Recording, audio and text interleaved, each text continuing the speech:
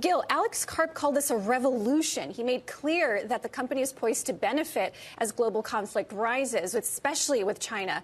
But they also touted its commercial business on its call and in its letter. What do you make of that segment? And are you confident in its growth prospects?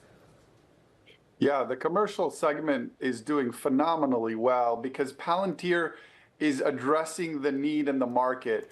There's a deep need in the market for implementing AI solutions that can add insight and decision-making support. And Palantir has a combination of an existing set of products that they've developed over the years, as well as a very strong professional services group that can help companies implement AI solutions quickly. They're uniquely positioned to do that, and they're really riding the AI wave right now. So does that vindicate a price-to-earnings ratio, a price versus future earnings that is currently trading at almost 200 times? This is a phenomenal valuation. Yes, it is. It's orders of magnitude higher than comparable companies, but the reality is that right now there is no comparable company. Palantir is the only company at this size that is not only going to grow more than 30%, it's doing so as it accelerates growth. The rest of the software complex has seen decelerating growth, and very few companies at this size can even approach 30%.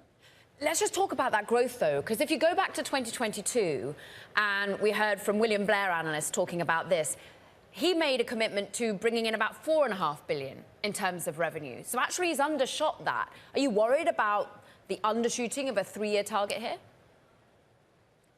Not right now, because again, on the commercial side, they have a tremendous amount of momentum with enterprise customers that want AI solutions to quickly go into Palantir to do that. And then on the government side, they're having great success with Department of Defense, which is likely to continue under this administration, given the focus on digital, given the focus, the proximity of people in Palantir to this administration. And then they also have really big wins, like in the UK, National Health Services. That drove a lot of the growth this quarter as well. So they're hitting on all cylinders right now.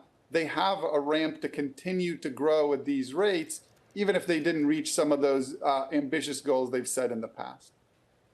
Potentially one of those ramps could be Elon Musk's Department of Government Efficiency, which came up on last night's call. I'm curious if that is factoring into how you're thinking about the stock. It does, because the government is running a lot of outdated software that was developed sometimes in the 80s or 90s with code that can only be maintained by people that are retiring. There's a huge need to update all the software code in the government, and again, especially in units of the Department of Defense. And this is what Palantir has been focused on for more than 20 years. So with a little bit more of a sense of urgency from the government, Palantir is very well positioned to get a lot more of that business. Again, extending the ramp in the government sector, where previously maybe they were still fighting for turf. Now they have a much more straight line towards getting that progress. But international growth, Gil, that's going to be hit if we do see geopolitical tensions. And they are seeming to lose that sort of growth trajectory in an international sales perspective. That's right. Outside of the US and the UK, they're having challenges in Europe. And part of it is the political identity. This company is a mission-driven company. They state very clearly that they're there to defend Western civilization, and especially the United States, and putting America first, which again fits very well with this administration in the US. But in Europe, that rubs some people the wrong way.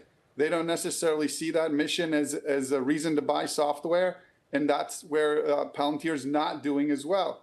Now, there are some political landscape shifts in Europe, and we'll see how those play out. I'm getting real-time messages from hedge fund telemetry, for example, really questioning the market capitalization here, Gil. You talked about why it's vindicated, its unique offering. But just tell us about your price point, because it's actually where the price is currently for the stock. Would you upgrade it?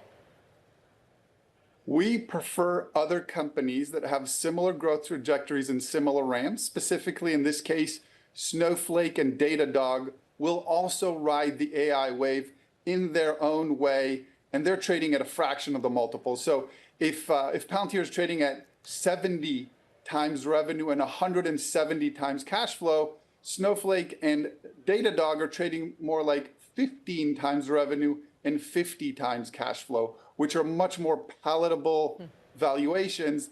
And that's why those are our buy ratings in this sector.